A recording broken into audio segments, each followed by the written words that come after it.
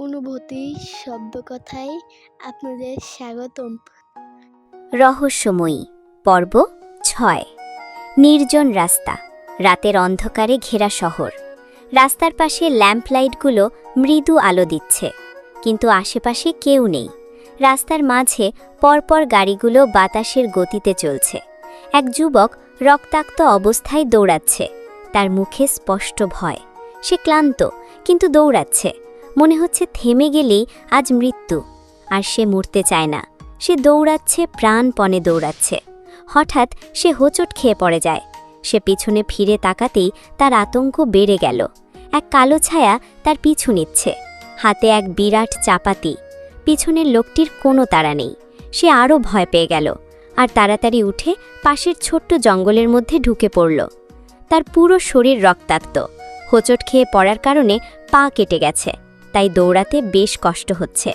হঠাৎ সে আবার কিছুর সাথে ধাক্কা খেয়ে পড়ে যায়। সে আবার হালকা ঘাড় ঘুরিয়ে পিছনে তাকায়। এবার তার বুক কেঁপে ওঠে, কারণ সেই আগন্তুক লোকটি তার খুব কাছে। যেই সে আবার উঠে দৌড় দিবে, আগন্তুক লোকটি তার পা ধরে হ্যাচকা টান দেয়।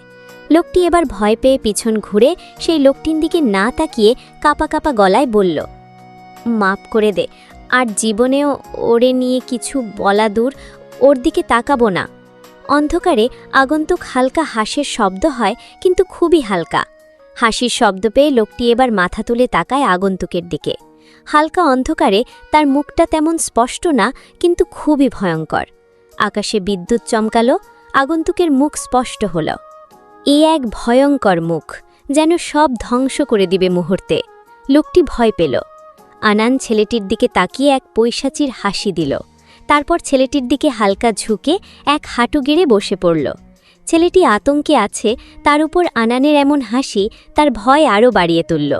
আনানের হাতের চাপাতি দিয়ে ছেলেটির এক পায়ে এক কোপ দিল। ছেলেটি বুক ফাটা চিৎকার দিয়ে উঠল। আনান এবার ওকে হিসিয়ে বলল, চুপ, চিৎকার করবি না, না হলে আরও ভয়ঙ্কর মৃত্যু পাবি। লোকটি আতকে উঠল। আনানের ঠান্ডা হুমকিতে লোকটি হাত দিয়ে নিজের মুখ চেপে ধরল, যদি মুক্তি পায়। আনান এবার লোকটির কাছে গিয়ে গম্ভীর আর ঠান্ডা গলায় বলল, জানিস, তোকে মারার একটাই কারণ, কিন্তু এমন একটা কারণ, উফ, যে তোর মৃত্যু ভয়ঙ্কর করে তুলল। তুই যার তার দিকে তাকাস নাই, তুই আমার কুইনের দিকে তাকিয়েছিস, আবার বাজে মন্তব্য করেছিস। লোকটি এবার আনানের মুখের দিকে তাকিয়ে ঢোক গিলে নিল। ভয়ে তার শরীর কাঁপছে, পালাতে পারছে না। আনান তার পা আগেই কোপ দিয়ে অবশ করে দিয়েছে। কাঁপা কাঁপা গলায় সে বলল, একটা সাধারণ মেয়ের জন্য তুই আমাকে এভাবে মারবি? আনান এবার তার দিকে কঠোরভাবে তাকালো আর বলল, শুয়োরের বাচ্চা, ওইটা সাধারণ মেয়ে না, ওটা আমার কুইন। কুইন মানে বুঝিস? কুইন মানে পুরো রাজ্যের অধিকারিণী, আমার রাজ্যের। লোকটি আতকে উঠল তার কথায়। আনান তার দিকে তাকালো, আবার বলল, জানিস, এই কলেজে আমি এমনি এমনি আসিনি, তার জন্য এসেছি, কারণ তাকে আমার চাই। ইস, কি আছে ওই মুখে যে এত টানে আমায়! ওর সামনে যদি উল্টা পাল্টা কিছু বলে বা করে ফেলি, তাই গম্ভীর হয়ে থাকি। আর তুই কুত্তার বাচ্চা ওরে গালি দিস, তাও আবার আমার সামনে! এটা বলেই আনান কোনো সুযোগ না দিয়ে এক কোপে ছেলেটির গলা কেটে ফেলে। দেহ থেকে গলা দূরে ছিটকে পড়ে। চিৎকার করারও সুযোগ সে পেল না। আনান এবার উঠে দাঁড়ালো, ধীরে ধীরে কাটা মাথার কাছে গেল, পা দিয়ে লাথি দিয়ে বলল, এই গলা দিয়ে ওর সম্পর্কে অশ্লীল আর বাজে কথা বলেছিলি, তাই এই গলাই কেটে ফেললাম। তোর কপাল ভালো, এই মুহূর্তে আমার কুইনের কথা মনে পড়ে গেল। বলেই আনান পিছন ঘুরে হাঁটা শুরু করল। গন্তব্য, বাড়ি গিয়ে শাওয়ার নিয়ে ঘুমানো। অন্ধকারে মিলিয়ে গেল তার ছায়া। কিছু সময় পর কয়েকটা লোক এসে লাশটাকে টেনে নিয়ে গেল। সকালবেলা কলেজে নিধিদের আজ প্রজেক্ট জমা দেবার দিন। তারা খুব সুন্দর করে তাদের প্রজেক্টটা উপস্থাপন করল, তাই নিধির মন খুব খুশি। আনান নিধির পাশেই বসে আছে। আজ কলেজের রিভান কোনো কারণে লেট করাতে তাদের প্রথম ক্লাস আলোক স্যারই নিয়েছে, তাই এখন রিভানের ক্লাস। নিধি আর বুশরা কথা বলছে। আনান তার মন বইয়ে দিয়ে রেখেছে। দেখে বোঝা দায় কাল রাতে সে কী ছিল, এখন কি। নিধি বুশরাকে বলল, দোস্ত, আঙ্কেল কি চলে গেছে? না, কাল যাবে। তুই না বললি যাবি? হ্যাঁ, যাব তো আজ। ঠিক আছে, তাহলে কলেজের পরে আমার সাথে চলবি, ওকে? হ্যাঁ। এর মধ্যে রিভান ক্লাসে প্রবেশ করল। পুরো ক্লাসে চোখ ঘুরিয়ে নিধির দিকে থামল। না, আজ আর সাথে সাথে চোখ নামালো না, কারণ আজকেও আনান নিধির পাশে। একদিন ঠিক আছে, তাই বলে রোজ? রিভান সময় নিয়ে চোখ সরালো, পড়ায় মন দিল। কিন্তু রাগের কি হবে তা তো কমছে না। সে ক্লাস শেষ করে চলে যাওয়ার সময় নিধির দিকে তাকিয়ে জোরে আর স্পষ্ট গলায় বলল, নুরি, আমার ক্যাবিনে আসো। বলেই চোখ ঘুরিয়ে চলে গেল। নিধি একটু অবাক হলো, তারপর বুশরার দিকে তাকালো। বুশু, আমি কি কিছু করছি? আমাকে স্যার এমনভাবে ডাকলো কেন? আরে না, হয়তো কোনো কাজ আছে, যা তাড়াতাড়ি, না হলে পরে তোর খবর আছে। বলার সাথে সাথে নিধি উঠে গেল। আনান এবার মাথা তুলে তার দিকে তাকালো। ক্লাসের প্রায় সবাই একটু অবাক, কারণ নিধিকে কেউ নুরি বলে ডাকে না, কিন্তু স্যার ওকে নুরি বলল কেন? কিন্তু এটা কারোর বলার সাহস বা ইচ্ছা কোনোটাই না। আনান নিধির দিকে তাকিয়ে বলল, কি সমস্যা? ভয় হলে আমিও যাব। নিধি চট করে বলে উঠল, না না, আমি যাচ্ছি, ভয় কিসের, আমি কিছু করিনি। আনান আর কথা বাড়ালো না, তার সাথে সাই দিয়ে দিল। প্রায় 10 মিনিট একইভাবে বসে আছে নিধি রিভানের সামনে, আর রিভান একটা ল্যাপটপে কিছু করছে। নিধি রিভানের রুমে আসার পর রিভান তার দিকে এক পলক তাকিয়ে ইশারায় বসতে বলল। নিধিও বসে পড়ল, কিন্তু সেই যে বসালো, রিভান কিছু বলছে না, নিজের কাজ করছে আর আরে একটি নিধির দিকে তাকাচ্ছে। নিধি এবার নীরবতা ভাঙল। স্যার, কেন ডেকেছেন? আমার ক্লাস আছে, বলে দিলে ভালো হতো, আমি চলে যেতাম। রিভানের হাত থামল, চোখ স্থির হলো। সে ধীরে ধীরে নিধির দিকে তাকালো আর বলল, কেন? আমার সাথে বসে থাকতে প্রবলেম হচ্ছে? নিধি একদম এমন উত্তরের আশা করেনি। সে থতমত খেয়ে গেল। না স্যার, তেমন না, আসলে। কথা শেষ করার আগেই রিভান বলে উঠল, তাহলে চুপ করে বসে থাকো। এটা বলেই সে নিধির দিকে একটু ঝুঁকে বসল। নিধি এবার একটু লজ্জা পাচ্ছে, চোখ তার নিচের দিকে, কিন্তু রিভানের চোখ সরছে না। সে তাকিয়ে আছে তার নুরির দিকে। এ যেন দেখার শেষ নেই, গভীর তৃষ্ণা মিটারও চাওয়া। এমনভাবে আরও 10 মিনিট কেটে গেল। নিধি আর চোখে রিভানের দিকে তাকাচ্ছে, আর রিভান সেই তাকিয়ে আছে। নিধি মনে মনে বলছে, আরে বেটা, আর কতক্ষণ এমনে তাকিয়ে থাকবি? খেয়ে নিবি নাকি? আমার ক্লাস আছে। এতক্ষণে আমার মুখের সব পশম গুনে নিচ্ছে। রিভান হঠাৎ বলল, এ তৃষ্ণা মিটবার নয়। নিধি একটু ভ্রু কুচলালো। পাগল হয়ে গেল নাকি একা একা কথা বলে? মুখে বলল, স্যার, পানি আনবো? না, যাও, ক্লাসে যাও। নিধি বিরক্ত হলো। স্যার, কোনো কাজে ডেকেছিলেন আমায়? কিছু লাগবে না? রিভান তার চোখের দিকে তাকিয়ে বলল, লাগবে অনেক কিছু, কিন্তু চাইলেই তুমি দিবে নাকি? নিধি ভ্রু কুচলালো। কি লাগবে বলুন, চেষ্টা করব। তোমাকে যেতে বলেছি। নিধি মুখ একটু গুমটো করে চলে গেল। মনে মনে কয়েকটা কথাও শোনালো। কোনো কাজ নাই, শুধুই বসিয়ে রেখেছিল। মনে মনে হাজারটা কথা বলতে বলতে চলে গেল। রিভান তার যাওয়ার পানে তাকিয়ে দীর্ঘশ্বাস নিয়ে ঢোক গিলে অবশেষে বিড়বিড় করে বলল, তোমাকে লাগবে, সময় মতো চেয়ে নিব। বলেই মুচকি একটা হাসি দিল। কলেজ শেষ, এখন সবার বাড়ি যাওয়ার সময়। নিধি, বুশরা এখনও বের হয়নি। তারা প্রস্তুতি নিচ্ছে বের হবে। তাদের পাশে এখনও আনানো বসে আছে। নিধি বুশরাকে বলল, চল বুশু, আমাদের বাসায়। চল। আঙ্কেল কাল চলে যাবে, দেখা করে আসি। বুশরা এবার আনানের দিকে তাকিয়ে কিছু একটা ভেবে নিধিকে বলল, আনানকে বল আমাদের সাথে চলতে। ইস, ছেলেটা কেমন একা একা থাকে, তুই ছাড়া কারো সাথে কথা বলে না, হয়তো তোর ফ্রেন্ড হতে পারবে। তাই ভ্রু কুচকে বলল, ও শুধু পড়ার জন্য আমাদের সাথে কথা বলেছে, তাছাড়া কিছুই না। ও আমাদের সাথে যাবে না। আরে তুই বল তো দেখ। নিধি এবার বিরক্তির চ উচ্চারণ করে বলল, তুই বল। বুশরা মুখ বাঁকিয়ে কপাল কুচকে আর বলে উঠল, তোর বাড়ি?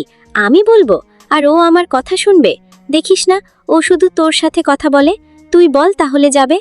নিধি এবার সন্ধিহান দৃষ্টিতে তার দিকে তাকিয়ে বলল, কি ব্যাপার বেবি, ওরে নিয়ে তোমার এত ইন্টারেস্ট কেন? ওকে পছন্দ টছন্দ করো নাকি? বুশরা এবার রাগ হলো। চুপ, বেয়াদব, ও আমার ভাইয়ের মতো, বুঝলি? আর তুই না বললে নাই। এটা বলেই বুশরা হাঁটা শুরু করলো। নিধি ব্যাগ নিয়ে তার পিছু দৌড়ে গেল, তাকে ধরে বলল, সরি, আমি ওকে বলবো। তার আগে বল, সত্যি ওকে ভাই মনে করিস? বুশরা বিরক্তি নিয়ে বলল, ও তো আমার ভাইয়ের মতোই। দেখ ছেলেটা কেমন একা একা থাকে, তুই ছাড়া কারো সাথে কথা বলে না, হয়তো তোর ফ্রেন্ড হতে পারবে। ওকে, চল ওকে নিয়ে আসি। বুশরা মুচকি হেসে বলল, চল। এই বসে দুজন আবার ক্লাসের দিকে গেল আনানকে নিয়ে আসার জন্য। ক্লাসের দরজার সামনে আসতেই দেখতে পেল আনান বের হচ্ছে। নিধি আর বুশরা ওর সামনে গিয়ে দাঁড়ালো। আনান এক পলক নিধির দিকে তাকিয়ে পাশ কাটিয়ে যেতে নিলে বুশরা নিধিকে চিমটি কেটে বুঝালো কিছু বলতে। নিধি হঠাৎ আহ বলে উঠল।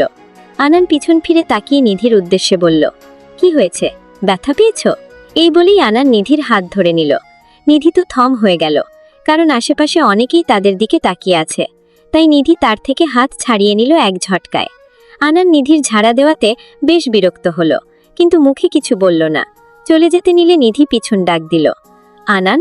আনান তার ডাকে থেমে গেল। একটু আগের বিরক্তি আর তার মুখে নেই। এখন যেন কেমন এর মুখে ভাব দেখে বোঝা যাবে না সে কি ভাবছে। সে পিছন ঘুরে নিধির দিকে তাকালো। বলো। নিধি আমতা আমতা করে বলল, বুশরা আমাদের বাসায় যাবে, আর ওচা তুমিও আমাদের সাথে চলো। বুশরা নিধির মুখের পানে তাকিয়ে চোখ বড় করে রাগ দেখালো। এটা কেমন কথা, সে চায় আমাদের সাথে চলো, এটা না বলে মেয়ে উল্টাপাল্টা বলে। আনান একবার বুশরার দিলে তাকায়, তারপর নিধির দিকে তাকিয়ে বলে, তুমি কি চাও? নিধির চোখ বড় বড় হয়ে যায়। সে ঢোক গেলে তারপর বলে, আমিও চাই, আফটার অল তুমি আমাদের ফ্রেন্ড। আনান সবসময়ের মতো গম্ভীর গলায় বলল, চলো। নিধি আর বুশরা তো অবাক, কারণ এই ছেলে রাজি হয়ে গেল এত সহজে। নিধি একটু অস্বস্তি বোধ করলেও বুশরা বেশ খুশি। আনান এখনও নিধির দিকে তাকিয়ে আছে। কি ভাবো, চলো? নিধি হুঁশে ফিরল। চলো বলেই তারা কলেজ গেটের দিকে হাঁটতে লাগলো।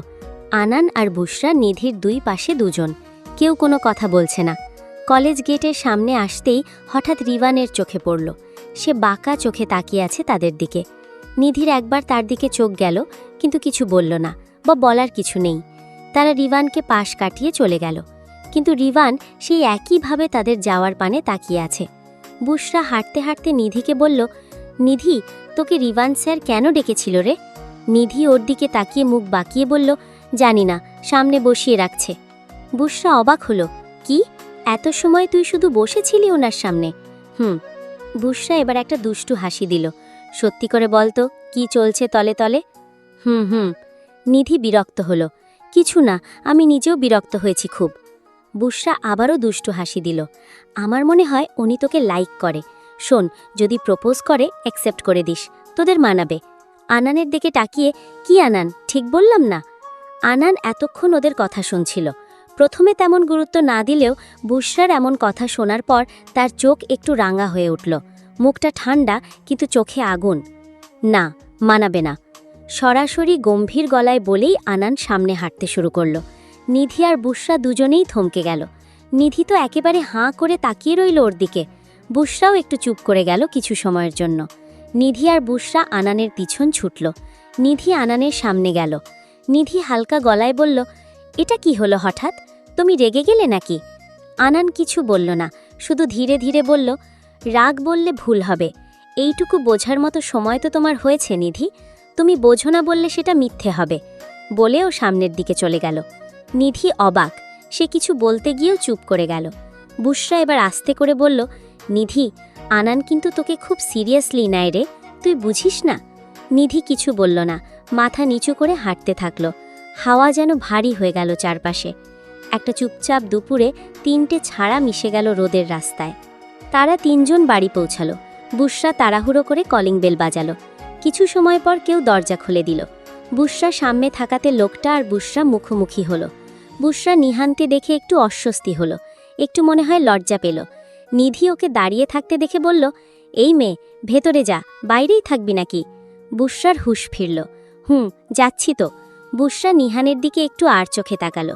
নিহান তার দিকেই তাকিয়ে আছে, মুখে হালকা হাসি। বুশরা সামনে এগোলো। পিছনে নিধি আনানকে বলল, চলো ভিতরে। নিহানকে দেখিয়ে বলল, এটা আমার বড় ভাইয়া। আনান তার দিকে তাকালো, তারপর নিহানের দিকে তাকালো, তারপর ভিতরে প্রবেশ করল। নিহান হাত বাড়িয়ে বলল, হ্যালো নিহান। আনান তার দিকে তাকিয়ে হাত বাড়ালো আর ছোট্ট করে বলল, আনান, বলেই সামনের দিকে গেল। নিহান এমন উত্তরে নিধির দিকে তাকালো। নিধিও তার দিকে তাকিয়ে বলল, ও একটু এমনই, ইন্ট্রোভার্ট, আমাদের সাথে ছাড়া তেমন কারো সাথে কথা বলে না। নিহান ভ্রু কুঁচকে নিধির দিকে তাকালো, তারপর আনানের দিকে। মাথা দুলিয়ে বলে ভিতরে চলে গেল। বুশরা নিধির আম্মুকে না দেখে কিচেনে গেল। উমি কিছু একটা করছিলে, বুশরা এদিক ওদিক না দেখে এক দৌড়ে ওনাকে পিছন থেকে জড়িয়ে ধরে বলল, আন্টি আমি এসে গেছি। নিধির মা হাসলেন শব্দ করে আর বললেন, দেখো মেয়ের কাণ্ড, আর এতদিনে মনে পড়ল আমার কথা। সেই কবে আসছি আর আজ চলে যাব, আর তুই আজ আসলি। বুশরা এবার ওনাকে নিজের দিকে ফিরিয়ে বলল, আন্টি কি করি বলো, সময় পাচ্ছিলাম না। আর আজ চলে যাবা মানে? কাল যাবার কথা না? নিধি তো তাই বলল। নিধির মা এবার একটু মন খারাপ করল। হ্যাঁ কাল যাবার কথা ছিল, কিন্তু তোর আঙ্কেলের কাজ পড়ে গেল, আর নিধিকেও বলি নাই, তাই তো নিহান চলে আসছে তাড়াতাড়ি। ও হ্যাঁ, তুই এবার গিয়ে বস, আমি আসছি। আন্টি আজ একা আসি নাই, আমাদের সাথে একটা ফ্রেন্ড আসছে। তাই? আচ্ছা যা, আসতাছি। বলেই বুশরা রান্নাঘর থেকে বেরিয়ে গেল। নিধিদের বাসা প্রায় বুশরার আসা হয়। নিহান যখন কাজে 1-2 দিন বাইরে থাকে তখন বুশরা থাকে, তাই নিধির মা বুশরাকে অনেক আদর করে, নিধির মতো। বুশরা বেখেয়ালে হাঁটতে হাঁটতে হঠাৎ কিছুর সাথে ধাক্কা খেয়ে সামনের দিকে পড়ে যেতে নিলেই কেন শক্ত পোক্ত হাত তার পেট সহ কোমর জড়িয়ে ধরে, আর বুশরা পড়তে পড়তে বেঁচে যায়। নিহান তাকে সোজা করে বলে, ঠিক করে হাঁটতে পারো না? সবসময় কি কেউ সামনে থাকবে তোমাকে ধরার জন্য? বুশরা লজ্জা লজ্জা ভাব নিয়ে নিচু হয়ে আছে। আমাকে ছাড়ুন। বুশরার এমন কথায় নিহান বুশরাকে সোজা করে দাঁড় করিয়ে দিল আর বলল, সাবধানে হাঁটবে। বলেই বুশরা দৌড় গিয়ে আনানের পাশে বসে। নিধি ফ্রেশ হতে গিয়েছে আনানকে ড্রয়িং রুমে বসিয়ে। বুশরা আনানের কানে কানে বলল, কি কেমন শ্বশুরবাড়ি? আনান ভ্রু কুচকে ওর দিকে তাকালো। বুশরা তার তাকানে দেখে ঠোঁটে আঙুল দিয়ে বুঝালো, চুপ, আর বলবো না। এর মধ্যে নিধির আম্মু চলে আসলো, হাতে শরবতের গ্লাস। বুশরা চট করে এক গ্লাস নিয়ে নিল। নিধির মা মাথা দুপাশে নাড়িয়ে আনানের দিকে একটা গ্লাস দিল। আনানও ওনার দিকে তাকিয়ে গ্লাসটা নিল আর সালাম দিল, আসসালামু আলাইকুম আন্টি। নিধির মা মুচকি হাসলেন, ওয়ালাইকুম আসসালাম বাবা। তোমার নাম কি বাবা? আনান আন্টি। এর মধ্যে নিধি চলে আসলো। নিধির সামনে মিনি হেয়ারগুলো হালকা ভেজা, হয়তো হাত মুখ ধোয়ার সময় ভিজে গেছে। সে ধীর পায়ে তাদের দিকে আসছে। আনান তার দিকে তাকিয়ে থমকালো, যে তার শরীরে এক শীতল ঝড় বয়ে গেল। অনুভূতিগুলো তীব্র হচ্ছে। তার ভাবনার মাঝে নিধির মা নিধিকে বলে উঠল, যা রান্নাঘর থেকে নাস্তার ট্রে নিয়ে আয়। নিধি মাথা নাড়িয়ে সাঁয় দিয়ে রান্নাঘরে চলে গেল। নিধির মা আনানের দিকে তাকালো আর বলল, তোমার ফ্যামিলি কোথায় থাকে বাবা? আনান এবার একটু সুন্দরভাবেই বলল, মা নেই, বাবা বিয়ে করে থাইল্যান্ডে থাকে, ওখানে আমার বাবার ব্যবসা আছে। ও আচ্ছা, তোমার কোনো ভাই বোন নেই? না, আমি একাই। আনানের ছোট্ট উত্তরগুলো ওনার একটু অদ্ভুত লাগছে, কারণ আনান নিজে থেকে কিছু বলছে না। তারপর তিনি আবার বললেন, নিধির খেয়াল রেখো কলেজে, পড়ালেখায়ও তেমন ভালো না, মাঝে মধ্যে বুঝিয়ে দিও। জি। এর মধ্যে নিধি পিছন থেকে ট্রে হাতে বলে উঠল, হয়েছে, আমার ক্লাসমেটের সামনে আর আমার বদনাম করে মান ইজ্জত নষ্ট করো না। নিধির মা হেসে বললেন, আহারে ঠিকই তো বললাম, লেখাপড়া করিস ঠিক মতো তুই। বুশরা একটু সময় নীরব দর্শক, সে দেখছে শুধু, কিন্তু কিছু বলছে না। বলবে কি করে? নিহান যে তার সামনে। লজ্জায় মাথায় তুলতে পারছে না। নিহান বসে বসে ফোনে কিছু করছে। আজ তার অফিস ছিল, কিন্তু হঠাৎ তার মা বাবা চলে যাবে বলে তাড়াতাড়ি চলে এসছে তাদের এগিয়ে দিতে আসতে। নিধি এখনও জানে না, তাই হয়তো এত খুশি। হঠাৎ নিধির বাবা আসলো বাসায়। দরজা খোলা থাকায় তিনি ভিতরে আসেন। তারপর নিধির মায়ের উদ্দেশ্যে বলেন, এখনও রেডি হওনি? তাড়াতাড়ি করো। নিধির মা বলল, হ্যাঁ যাচ্ছি, এই নিধির কলেজের বন্ধু আসছে, তাই ওর সাথে কথা বলছিলাম। আনান এবার ওনার দিকে তাকালো, ওনার হাত ভর্তি বাজার। নিধি বলে উঠল, কোথায় যাবে তোমরা? নিধির বাবা বলল, তোর মা বলেনি আজ আমাদের যেতে হবে মা, কাজ আছে বাসায়। কিন্তু তুমি বলেছিলে কাল যাবে। বলেছিলাম তো, কিন্তু হঠাৎ দরকার পড়ে গেল, আবার তো আসবো কিছুদিন পরে। তোমরা সব সময় এমন করো। নিধির বাবা এবার বাজারগুলো ওর মায়ের কাছে দিয়ে নিধির দিকে এগিয়ে গেলেন। মাথায় হাত দিয়ে বললেন, মা রাগ করো না, আমারও ইচ্ছে করে থাকতে, কিন্তু কাজ না করে কিভাবে বলো? নিধি কিছু বলল না। সে জানে এখন কিছু বলেও লাভ নেই, কিন্তু মুখে স্পষ্ট অভিমান। নিধির বাবা এবার আনানের দিকে তাকালো, এটা কি তোমার বন্ধু? ওর নাম আনান, ওই আমাকে ম্যাথে হেল্প করে মাঝে মাঝে। ও আচ্ছা, ভালো আছো বাবা? জি আলহামদুলিল্লাহ। তুমি আঙ্কেল? জি আলহামদুলিল্লাহ। নিধির খেয়াল রেখো কলেজে, একা থাকে তো ওরা, তোমরা ফ্রেন্ডরাই তো একে অন্যের খেয়াল রাখবে। আনান হালকা হাসল, জি আচ্ছা বাবা বসো, আমি হাত মুখ ধুয়ে আসি, তারপর একসাথে খাবার খাবো, আমাদের আবার বের হতে হবে। জি আঙ্কেল। নিধির বাবা এবার নিজের রুমে চলে গেলেন। নিধির মা আনানকে বলল, বাবা নাও হালকা নাস্তা খাও, তারপর তোমার আঙ্কেল আসলে খাবার খাবে। আনান কিছু বলল না, শুধু মাথা নাড়িয়ে সায় দিল। বুশরা ওয়াশরুমে গিয়ে মুখটা ধুয়ে নিল। আয়নার সামনে দাঁড়িয়ে নিজেকে নিজে বলতে লাগলো, ইস, ওনার সামনে এত লজ্জা পাওয়ার কি আছে? উনি কি বোঝে না আমি লজ্জা পাই, তখন সামনে চলে আসে, ছুঁয়ে দেয়, বলে আবার একবার মুখ ভেজালো। তারপর ওয়াশরুম থেকে বেরিয়ে গেল। যেই দরজা খুলে সামনে এগোতে যাবে, একটা শক্ত হাত তার হাতে হেঁচকা টান দিয়ে দেয়ালের সাথে চেপে ধরল। সে কিছু বুঝে ওঠার আগেই তাকে সেই শক্ত হাত দ্বারা আবদ্ধ করে নিল কেউ। বুশরা চোখ বন্ধ করে নিল। এই স্পর্শ, এই গন্ধ যে তার চেনা, কিন্তু এই অনুভূতি নতুন। তার মুখে আঁচড়ে পড়ছে সেই পরিচিত মানুষের নিঃশ্বাস। তার বুকের ধুকপুক বাড়তে লাগলো, অনুভূতিগুলো তীব্র হতে লাগলো। সে ধীরে ধীরে তাকালো।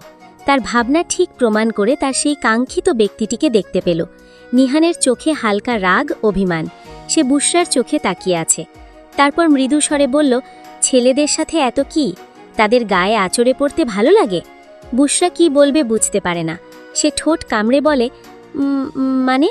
নিহান বলল, আনানের গায়ে স্পর্শ করে কথা বললে কেন? ও আমার ফ্রেন্ড, তাই এমন হতেই পারে। নিহানের রাগ বাড়ল। সে বুশরার কোমর ধরে কাছে টেনে নিল। হবে না, কোনো ছেলের সাথে স্পর্শও যেন আর না লাগে। বুশরা তার দিকে তাকালো, যেন কিছু খুঁজছে। তারপর আবার বলল, কেন? আপনার কি? আপনি আমাকে মানা করার কে? আর আমি ওকে খারাপভাবে ছুঁইনি, কিন্তু আপনি দেখুন আমাকে কিভাবে ছুঁয়ে আছেন। নিহান তার কথায় আরও রেগে গেল। কি? এই মেয়ে বলে আমি কে? আমার কি? এই ভেবে বুশরাকে আরও কাছে টেনে নিল। তাদের মধ্যে আর একটুও দূরত্ব নেই। বুশরা চোখ বন্ধ করে নিল। নিহান তার মুখের দিকে তাকিয়ে আছে। একটু একটু করে বুশরার মুখের পানে এগোচ্ছে। তার ওষ্ঠ বুশরার সাথে প্রায় ছুঁই ছুঁই। তখনই হঠাৎ নিধি ডাকতে লাগো বুশরাকে। নিহানের হাত হালকা হয়ে এলো। সেই সুযোগে বুশরা তাকে ধাক্কা দিয়ে এক দৌড়। নিহান হালকা হাসল। বোনটা আমার মির্জাফর সারাদিন বিয়ে করতে বলে, বিয়ে করলে বাসরটাও করতে দিবে মনে হয় না। বড় অফিস রুমে বসে আছে রিভান, ফোনের দিকে তাকিয়ে আছে, মুখে এক চিলতে হাসি, কিছু দেখছে। এর মধ্যে রুমের দরজায় নক করল কেউ। রিভান ফোনে চোখ রেখেই বলল, কামেন। বলার সাথে সাথে একটি লোক আসলো কেবিনে, হাতে কিছু ফাইল। লোকটি ফাইলগুলো রিভানের কাছে এগিয়ে দিল। স্যার, ফাইলগুলোতে সাইন লাগবে আপনার। এই কথার কোনো উত্তর না দিয়ে রিভান প্রশ্ন করল, তোমার ম্যামের বাসার সামনের কি খবর? লোকটি গম্ভীর গলায় বলল, স্যার, আপনি তো ম্যামের পিছু নিতে না করেছেন, কিন্তু আজ একটা ছেলে ম্যামের বাসায় গেছে, আর ম্যামের বাবা মা মনে হয় আজ তাদের দেশের বাড়িতে চলে যাবে। রিভান তার কথা শুনে চোখ তুলে তাকালো আর স্নান হাসল। তারপর বলল, ওহো, ফাইলগুলো রেখে তুমি যাও। লোকটি চলে যেতেই রিভান একটা নাম্বারে কল দিল। ওপাশ থেকে কলটা রিসিভ করার সাথে সাথে বলে উঠল, এই শালা, তুই কবে আসবি? এদিকে আমার বউ অন্য ছেলে নিয়ে ঘুরছে। অপর পাশ থেকে ছেলে কণ্ঠে ভেসে আসলো, তুই বিয়ে কবে করলি? আর আমি জানলামও না। আরে বিয়াদব, ওটা তোর হবু ভাবি। তার মানে ভাই প্রেমে পড়ছে? তুই তাড়াতাড়ি আয়, তারপর তোর ভাবিরে আমার কাছে আনার ব্যবস্থা করতে হবে। ওকে, আর 3-4 দিনে চলে আসবো। রাখ। বলেই কল কেটে দিল। রিভান চোখ বন্ধ করে চেয়ারে হেলান দিয়ে আবেগের সাথে গাইল, আমার আগুনের ছাই জমে জমে কত পাহাড় হয়ে যায়, আমার ফাগুনেরা দিন গুনে গুনে আর উধাও হয়ে যায়, যত পথের বাধা সবই তো কালো সাদা, কবে ঠিকানা পেয়ে হবে রঙিন, চেনা নামেরই ডাকে আমি কি পাবো তাকে, কবে রে আসবে সে রোদেলা দিন। সবার খাওয়া শেষ, এবার নিধির বাবা আর মা চলে যাওয়ার সময়। ওনারা ব্যাগ গোছাচ্ছেন। নিধি তাকিয়ে আছে। আর কয়েকটা দিন থাকো আম্মু আব্বু। নিধির মা বলল, না রে মা, কিছুদিন পরেই আবার আসবো, কিছুদিন পরেই। নিধির মন খারাপ। তার মা বাবা রুম থেকে ড্রয়িং রুমে আসলেন। আনান আর নিধি বসেছিল সেখানে। আনান নিধির দিকে তাকালো, তার মুখে কষ্ট স্পষ্ট। মা বাবা চলে যাবে, কষ্ট তো হবেই। নিধির বাবা এবার নিধির মাথায় হাত বুলিয়ে বলল, মা সাবধানে থেকো, আমরা আবার আসব। নিধি মাথা নাড়িয়ে সায় দিল। তারপর উনি নিহানের দিকে তাকিয়ে বললেন, নিহান বাবা সাবধানে থেকো, আর বোনের খেয়াল রেখো। নিহান মাথা নড়িয়ে বলল, জি বাবা। তারপর উনি আনান আর বুশটার উদ্দেশ্যে বললেন, তোমরা ওর ফ্রেন্ড তো, জানোই তো ও কত নরম মনের, ওর খেয়াল রেখে পড়ায় হেল্প করো। আচ্ছা মা, আমরা যাই। বলে ওনারা বাসা থেকে বের হলেন। সাথে নিহান তাদের গাড়িতে উঠিয়ে চলে আসবে। নিধি ওনাদের যাওয়ার দিকে তাকিয়ে কান্না করছে। বুশরা ওকে বুঝাচ্ছে কান্না না করার জন্য। আনান নিধির দিকে তাকিয়ে আছে। হুই, কখনো তো কারো কান্না দেখলে মায়া হয়নি, তাহলে আজ কেন এই মেয়ের জন্য এত মায়া হচ্ছে? ওর কান্না কেন আমার মন ভেঙে দিচ্ছে? কেন ইচ্ছে করছে ওকে জড়িয়ে ধরে আদর করে ওর কান্না থামিয়ে দিতে? তার ভাবনার মাঝে নিধি ফোফাতে ফোফাতে বলে উঠল, বুশু, আজ থাক আমার সাথে। বুশরা ওর দিকে তাকিয়ে বলল, কিন্তু আম্মু বকা দিবে তো, না বলে আসছি। আন্টিকে কল দিয়ে বল। বুশরা ভাবছে, এর মধ্যে আনান বলে উঠল, তুমি থাকো ওর সাথে, তোমার আম্মুকে কল দিয়ে বলে দাও, আর তোমাদের জন্য আমি আজ বার্গার আনবো। আনান এবার নিধির দিকে তাকালো, সে তার দিকেই তাকিয়ে আছে। আনান এবার একটু কাছে গেল তার। বুশরা দেখছে। আনান তার কাছে গিয়ে নিজের 2 আঙুল দিয়ে চোখ মুছে দিয়ে বলল, কান্না করো না। নিধির কান্না থেমে গেল। এর মধ্যে নিহানও চলে এসেছে। বুশরা তাকে দেখে চোখ সরিয়ে নিল। নিহান নিধির দিকে তাকিয়ে বলল, কান্না করিস না, ভয় লাগে আমার। নিধি কপাল কুঁচকে বলল, ভয় লাগে মানে, কেন? নিহান এবার দুষ্টুমি করে বলল, তুই কান্না করলে পেতনির মতো লাগে, তাই। নিধি এবার ভেঁ ভেঁ করে কেঁদে দিল। বুশরা ওকে জড়িয়ে ধরে বলল, এমনি মেয়েটা কান্না করছে, আপনি ওকে আবার কেন রাগান? নিহান বলল, সত্যি বললাম। বুশরা নিধিকে বলল, কান্না করিস না, আমি আছি।